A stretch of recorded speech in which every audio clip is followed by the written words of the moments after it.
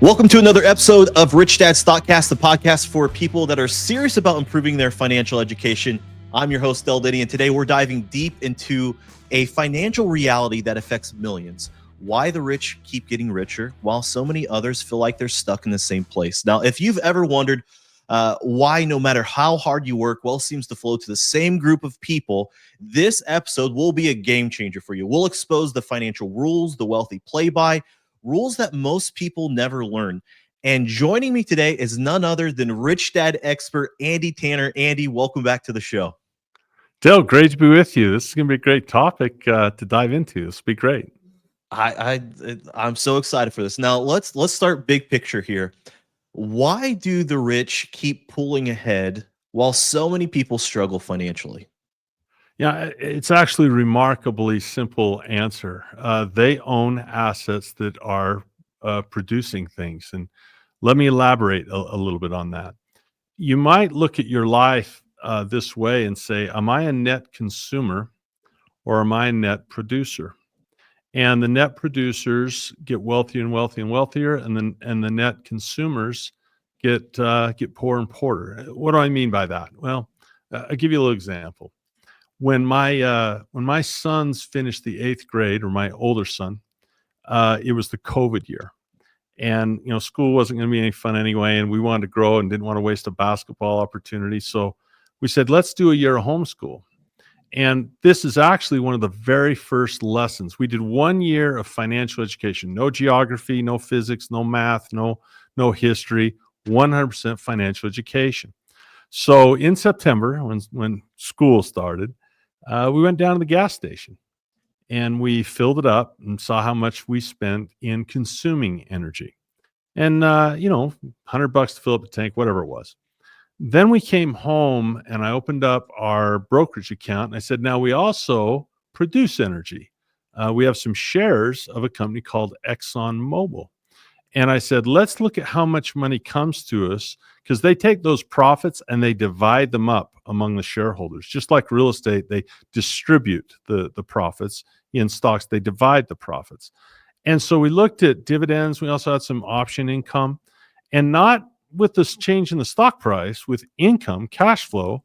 My son was blown away. He's like, wow, we produce much more energy than we consume. As a result, the amount of money that goes out to buy energy is less than the amount of money that comes in. And I said, in the COVID, it was the perfect time to learn this, because people were struggling. They couldn't pay their rents. They couldn't consume, could they?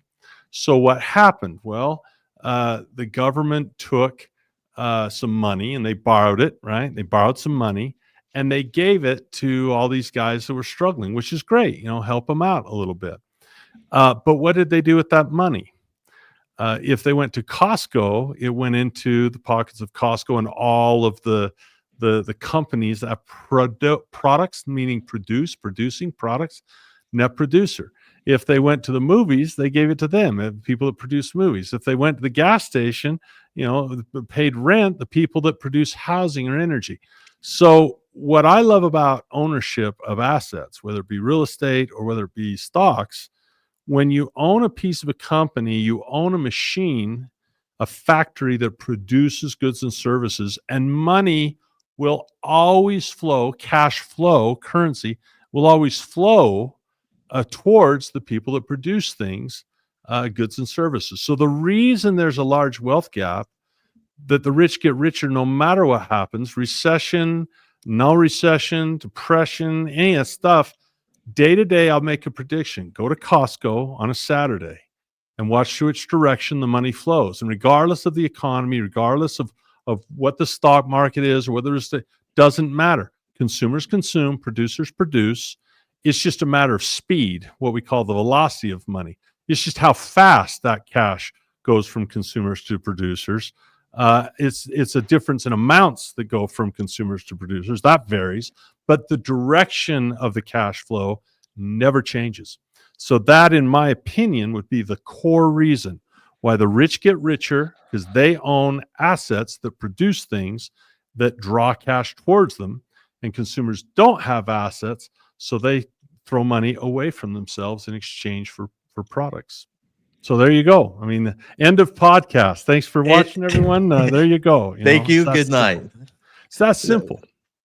It is very simple. Now, if we had to dig in a little bit more and we talk about the rules of the rich versus the rules of the poor, what are the fundamental differences how the wealthy look at money that most people don't understand? Maybe it's the day-to-day habits that they have versus the wealthy versus the poor. How would you say, what is the rules of the rich versus the poor? What's the fundamental difference in the principles of wealth? Well, I think, when I've spent a lot of time doing my best to learn from Robert Kiyosaki. And so I can't put words in his mouth. I can only tell you what I've heard him say that I believe. Number one, he talks a lot about context. In context is like the environment you're in and the culture you're in, the way you see the world. And so if I have a context of going to school, which is go to school, go to college, get a job, put your money in 401k, that's the rules those guys follow. That's like working for money. Rich dad, poor dad, rule number one, the rich don't work for money. Rule number six, the rich work to learn. So a lot of people look at education as a temporary thing when you're a child growing up. Then when you're adult, you just do stuff, right? You do what you learned. I think that context of trying to learn all the time is a big one, and we're trying to get assets instead of working a job. The school system produces consumers like a fish hatchery. They're a protective prison, and those have been incubated from day one to serve the angler's agenda. So when these fish are released out in the wild, they're there for the fishermen. When people and kids are released out into the world, they're there for the employers. And so the producers snatch them up and they say, you're going to produce this stuff for us. And there you have it. So I think the first thing is context is when a person wakes up in the morning, if you're listening to this and watching it, when you woke up in the morning, what was on your mind? Was it, I'm going to go to work and earn some money today? Or was it, I'm going to buy something that's an asset and be more of a producer than a consumer today? And so that mindset, that rule of waking up in the morning and saying, what am I going to do? Am I going to produce something today? Or am I just going to go work? Mm. Speaking of waking up and the employee trap or the rat race, why does relying on a paycheck actually hold people back from building real wealth? Well, I can only speak from my experience. I'm a human being like anybody else. And so I would think about when I used to work construction, if I got fired, there's a lot of fear there, right? I mean, oh, I get fired, how am I going to make it, right? If my paycheck ends, what am I going to do? And so that's a very real fear I think all of us have is, okay, what if one income stream is cut off? Am I going to be able to innovate? Am I going to be able to get a new job? Or in the case of an entrepreneur, if a business fails, am I going to be able to dust myself off and go after it again? And that's where Robert talks a lot about spirit. You've got to have a pretty strong spirit to handle the ups and downs of markets and ups and downs of life. And you can either do that as an employee. I had a family member recently laid off and took him a while, but he got another job. Well, as investors, if you have an investor go bad, you make a mistake, you got to get a new investment. So it's that paycheck that I think keeps people in that trap, in that rat race, because the thought of not having one is a fearful thought for a lot of people. I had maybe a little less of that, maybe than a lot of people, because I was always in sales. And so, it was on how many sales I produced. I kind of controlled my own destiny that way. So I think that might have made it a little bit easier for me to buy a few stocks and start a business because I started out early in sales, and that's not, it's not a constant thing. It goes up and down based on how well you performed and produced. Oh, very good. Now, let's talk about debt. Everybody looks at, speaking of context, we look at debt differently. The rich use debt as leverage while the poor avoid Yes. it. Why is this a critical mistake? Well, I don't know if it's a mistake. I mean, if someone says, I answer a lot like Robert answers people. I parrot him a lot where people say, should I buy gold? And often his response, what do you know about gold? Because it's not about the asset, and it's really in this case, it's not about debt, it's about the person. it's about personal development. Usually success is not a function of debt or a function of taxes or a function of asset. It's the personal development that occurs in your chosen asset class. And so, yeah, great. A person says, should I go into debt or not? Well, as you mentioned, Del, debt is a lever which helps us do more with less.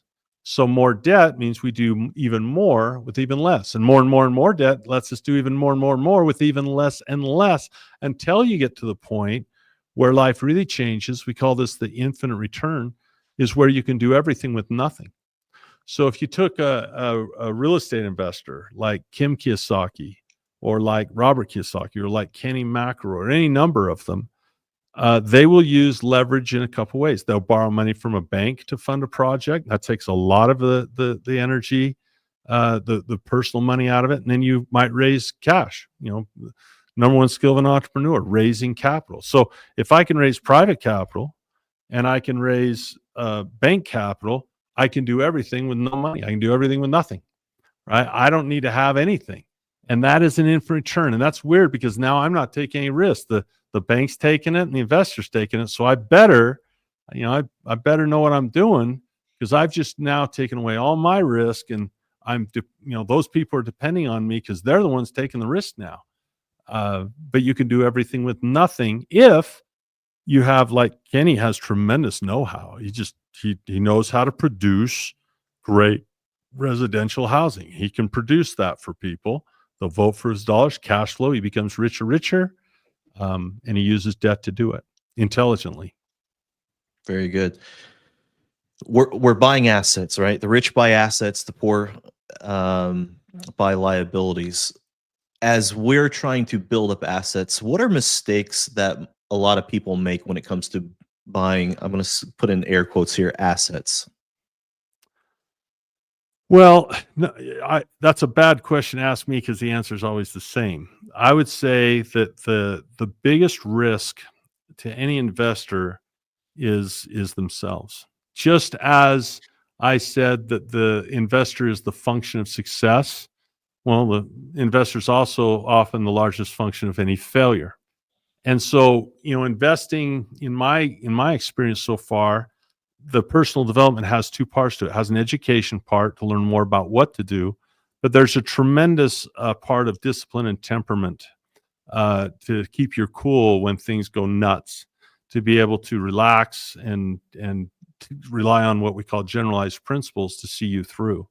So the biggest risk to an investor is to invest in something that you don't know what you're doing. Maybe that resonates if people really think about that.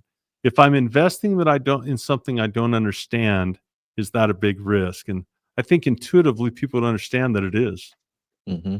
So that's number one risk, I would say, is delving in things that you don't understand, that are above your educational pay grade. I'd say that's number one.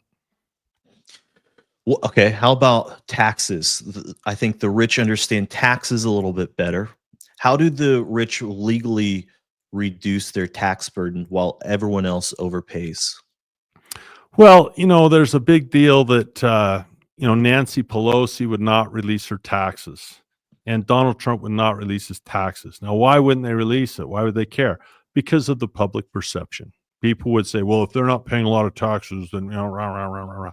Well, I imagine Trump has far more real estate than Pelosi would, but both of them invest in that. You can look up their stuff, and what happens is let's say you have a property, and the value of the dollar goes down. So what used to be worth $1 million is now worth $1.5 million. Let's say, small property, one house. Well, the square footage didn't change. The number of windows didn't change. The number of rooms didn't change.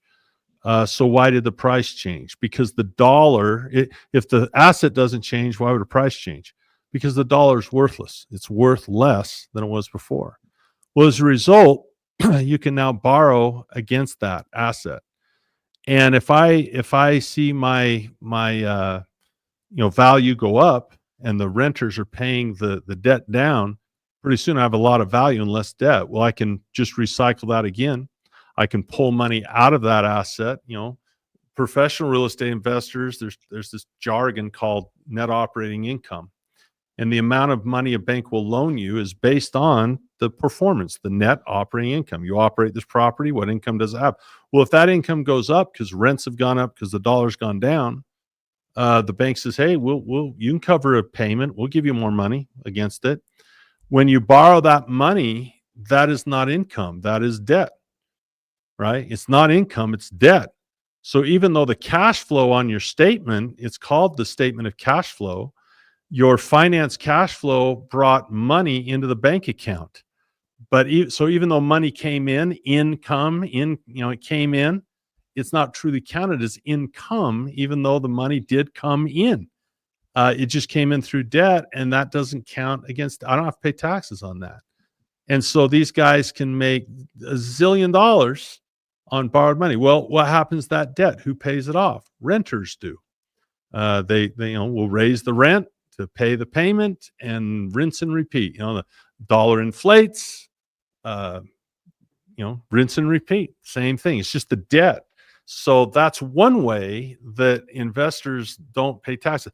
And other things that most people are familiar with, like a Roth. If I want to invest in stocks, okay, I put some stocks in a Roth if you qualify for that. That'll be never taxed ever. Every capital gain, everything you ever pull out, never any tax. So the idea of zero tax is really about, am I smart enough to earn money in a way, in a Roth, no tax. Borrowing against property, no tax. And that's just financial education, I think. Basic. Like that stuff's basic. Heck, even I know that stuff, and I'm not the brightest bulb. So there we go. That's fantastic. Well, let's do this. Let's go to break here. We just broke down some of the biggest reasons why the wealth keeps accumulating at the top. But listeners, don't worry, it's not all bad news. When we come back, Andy's going to share some actionable strategies that you can use to escape that rat race, to escape that paycheck to paycheck style, that cycle, and start building wealth like the rich do. Stay with us. So far, it's been great. I needed a source where I could really enrich my education through stocks. I didn't really have an avenue for it, and it's helped me a lot. The simplicity has really gotten me on the track to where I enjoy the learning as well as it's really solidifying in my mind. And like, they're not just trying to sell you something, they really care about the people that are in the course, and they really do care about you and your personal goals, and what you want to do is to help you and your family and whatever your goals are in life through that. So it's really been great. Welcome back to Rich Dad Stockcast. I'm your host, Denney, and today we've been uncovering why the rich keep getting richer while most people struggle to get ahead. Now, it's time to shift gears and focus on solutions. What can you do to start playing the game like the wealthy? Now, before we dive back in, don't forget to visit stockcastbonus.com for free tools and resources to help you to really start applying these wealth building principles today. And Andy, speaking of free tools and resources, what exactly do they get when they go to stockcastbonus.com? Well, I've always said there's 6 numbers that can change your life. And right now we shift the promotions we have on there from time to time, but it's always free at stockcastbonus.com. So when people go there, right now I've got a really cool ebook, not just a regular bonus. It's free. And what it does is it breaks down 6 important numbers. And I know we hear that term, change your life, improve your life a lot. I will tell you right now, for sure, I think it would be impossible for someone to go through that little ebook and start to think about those 6 numbers and say, if I did exactly what I was, taught in this little book, that your financial life would not change drastically, like not a little bit, like life-changing total shift. And so I go through those 6 numbers. I make it simple. I make it easy. And, people can get to know us that way a little better. But a free resource of that magnitude, definitely go to stockcastbonus.com. Check that out. That's awesome. Those 6 numbers are crucial. Now, Huge. Andy, let's talk about the middle class, right? There's a lot of people sitting there thinking, okay, what about me?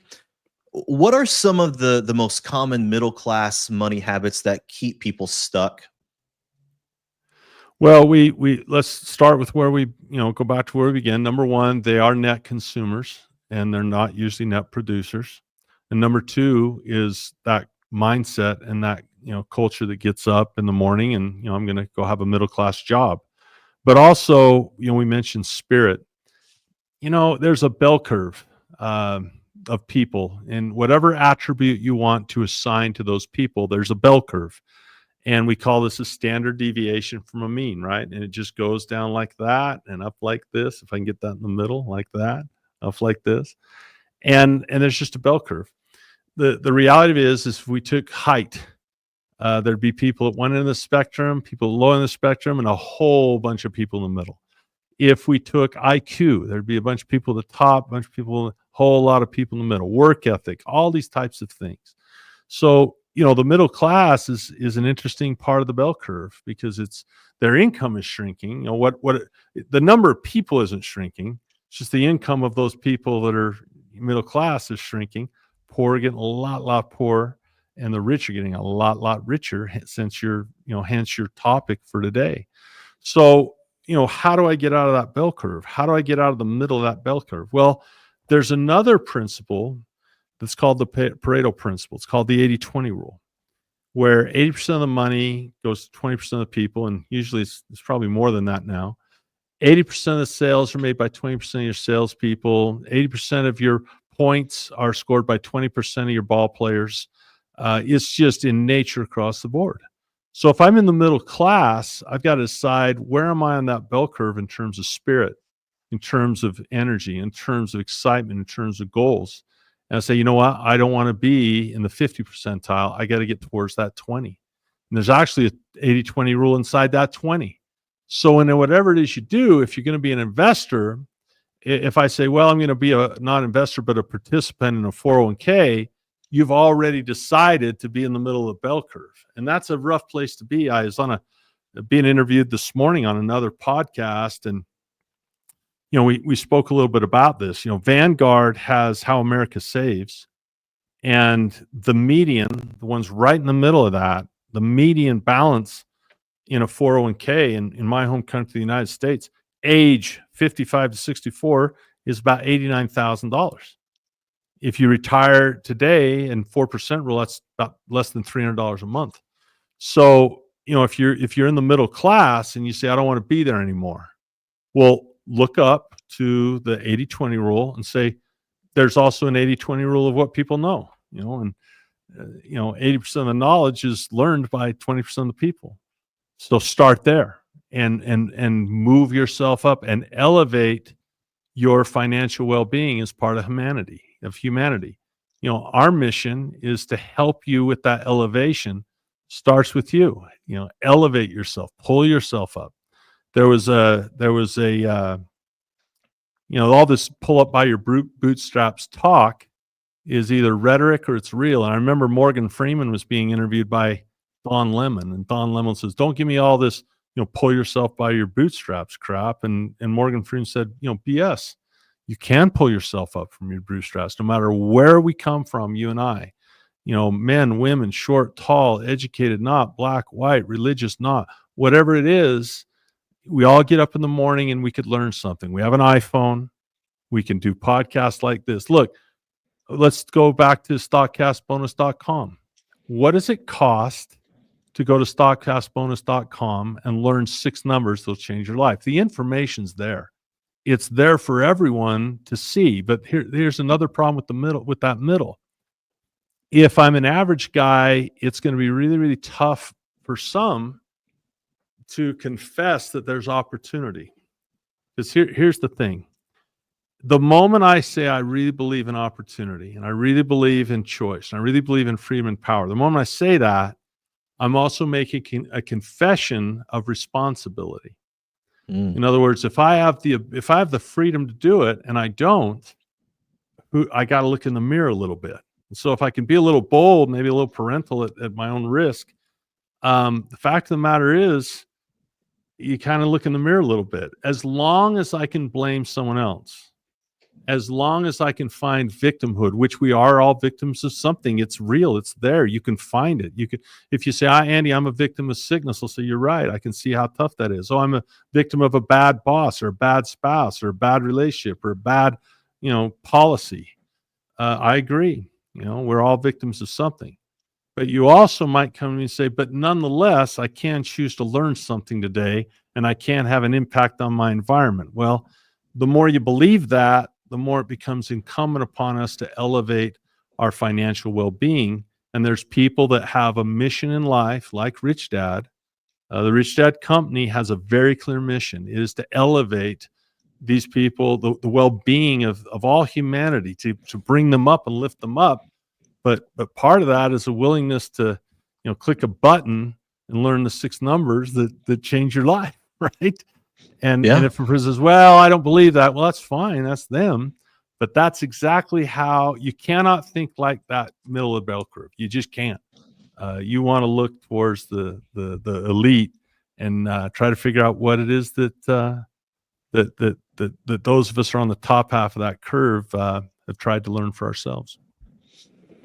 Now, when you say, looking in the mirror and doing what the elite do, when it comes to setting the standard of education and what education looks like, what's a habit that the listener can do when it comes to education? Because maybe they're like, hey, I'm looking at TikTok videos all day. Well, is that truly education? Or are you like Warren Buffett that's reading reports all day long? What would it be a habit be? What is proper education? Like, it's one thing to read things, but to consume education, to really have it resonate, like what's a habit that our listeners could utilize to better their education? Well, this is something I've often said. There's all different levels of learning and different ways you can learn. We used to, talk a lot about, a process of learning by, you could learn by doing, which is the best way to learn. You can learn by teaching, which is a better way to learn than reading. I'd say reading's probably the lowest rung that they found. Doing a dramatic presentation, simulating a game like the cash flow game where you simulate the real thing is really, really close to learning by doing the real thing. And so we have this ascension of, books. Well, maybe I listen to a lecture down at the lower end. Then maybe I start to teach. If you want to master something, start teaching it, right? That's how I've done a lot of learning in my life, by being forced to teach. And then doing the real thing. So what does that mean? Well, people who are interested in success should read books. Rich Dad, Poor Dad being foremost among them. If you're interested in success, read Rich Dad, Poor Dad, or read 401 Chaos or the Cash Flow Quadrant, or go get the Power of Six ebook for free today, right? It's stockcastbonus.com. That's for people who are interested in success. Now, for people who are committed to success, that's a higher level than interest. And that's where, it's right on the cover, Rich Dad, Poor Dad. He had a person in his life that was a mentor, a teacher, even a person who would give severe feedback, right? That would reprimand even when someone would stray, or when Robert might stray or not think properly. So, when my wife and I finished the book Rich Dad Poor Dad, we failed to buy assets. The book didn't do it for us. We tried to buy real estate, went out and failed. Couldn't pull the trigger. We didn't know what we were doing. And then and Marcy, my wife, she says, "Well, we already have Poor Dads. We're halfway there. Maybe this book is as much about finding a teacher and committing yourself to a mentor, than it is just assets and liabilities." There's a lot of different ways to think about why that book's so powerful for people. And I would just say, when I stopped, this might be a key thing. When I stopped looking for deals for a minute, stopped looking for real estate deals or try to buy stocks, and we started looking for people that could help us, our education went up exponentially, because what that allows to do is do the real thing.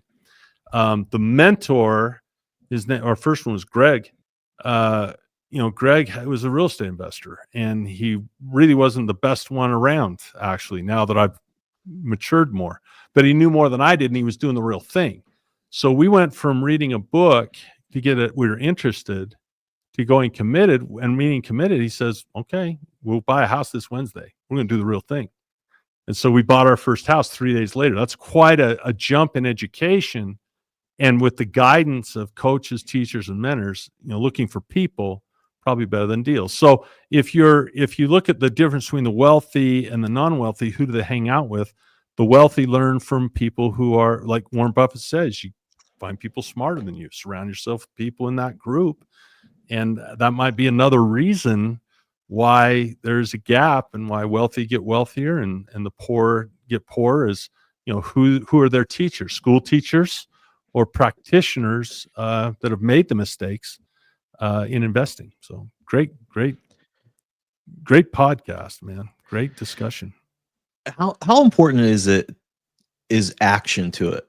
Education is great. And I remember someone saying if education was, what I think they said, if education was powerful, librarians would be the most powerful people in the world, or something to that. The point being is that action is key. Now, for someone who feels stuck or overwhelmed by their finances, what's one action that someone could take today to really start shifting their financial future? Well, the first question I'd ask myself, and I have asked this question, is, well, why haven't I taken action now? Like, before I decide what action I should take, why haven't I done anything yet?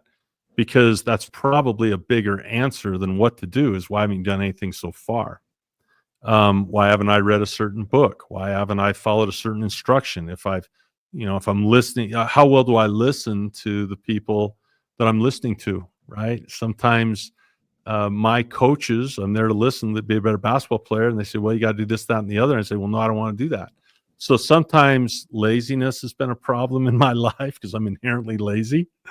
And other times for me, fear has been a huge thing I've battled throughout my life, is to overcome fear. Biggest thing that's helped me with that is thinking about my family. I seem to it's kind of like in the Navy SEALs, all their drills are in team. And when you look at the person next to you and you love them more than yourself, you'll work hard. Well, for me, my team is my family. And when I look at my family, I'm like, I'll find another gear to move forward and do things. So before we say what to do, who do you want to be? Be, do, have. I don't know that taking action on what to do is as important as taking action on what to be. So the first thing I would say in terms of action is not go buy real estate, not go buy stocks, not go buy this, is, okay, who do I want to be? Do I want to be a real estate investor? Okay, then what actions turn someone into that? Is it by participation or by learning? What makes an attorney? Litigating or law school? Passing the bar, knowing what you're doing. So I would say the very first step, if someone is not wealthy, is learn who you want to be. And if you want to be a business owner, franchise owner, start to learn how to be that person. Get people in your life who will help you be who you want to be. Then you can do what you want to do. Then you can have, what you want to have. But it starts with the beingness of, who do I want to be? What did I want to be? I want to be a dad, number one, and I want to be a husband close tied to number one. And those are the two things that I want to be more than anything else. Well, in order to be a good dad and a good husband, you're also a provider, which means I also want to be an investor. But it's not the other way around for me. It's not that I'm an investor first. No, I'm a father and a husband first and foremost. It's all that matters to me. All the other stuff comes within who I want to be. And so if you want to be an investor, or you want to be a teacher, or you want to be anything great, then be whatever it is you want to be. But start with be, and that might be the biggest difference between the wealthy getting wealthier and the folks who are still struggling even more. So great discussion, Del. That's fantastic, and that's such a great high note, and I think that's a perfect place to wrap up today's episode. Folks, that was amazing, and I hope this conversation has really opened up everyone's eyes to the real reason why the rich keep getting richer, and most importantly, how you can start applying the same principles in your own life. And again, Andy, a huge thank you to you for breaking this down for us today. Remember, wealth isn't just for the rich. It's for anyone willing to learn the rules and take action. And again, if you want to dive deeper and get access to free tools, visit stockcastbonus.com right now. It's packed with valuable resources to help you to start making better decisions, better money moves today. Now, if you've got value from today's episode, be sure to like, subscribe, share it with someone who needs to hear this message. And thanks for tuning in to Rich Dad Stockcast. I'm Denney, and we'll see you on the next episode. Stay smart, stay invested, and take control of your financial future. This podcast is a presentation of Rich Dad Media Network.